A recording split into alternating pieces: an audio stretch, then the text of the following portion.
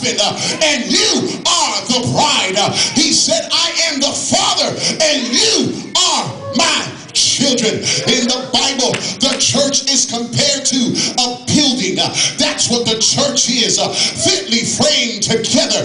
We are built unto him. The church is like an athlete. The church is compared to a candlestick. The church is like a farmer. It's like pearls. It's like soldiers. We are like stones. We are the temple. We are like a vessel. The church is the wheat. The church is the light of the world.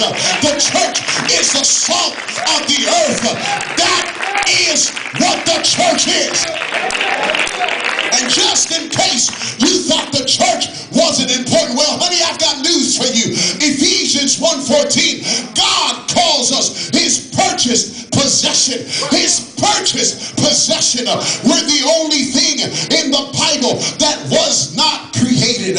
He made the sun. He made the moon. And he made the stars. He brought out the planets and put them in their place.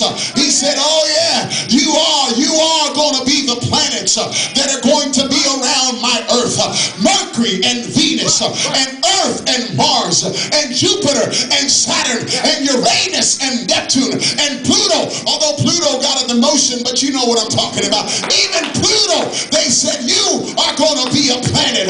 He made them all by the power of his word, according to Hebrews. All things consist, and they were brought forth. And then he formed men from the dust of the earth, and he breathed in men life through his nostrils. But when he got to the church, he did not make it with his hands. He did not create it through the power of his word. Oh no, the Bible said, you are my purchased possession. I did not create you. I bought you with a price. I bought you with my own blood. Don't you hang your head like you're a second-rate citizen, like you're a sit on the back of the bus, KFC eating.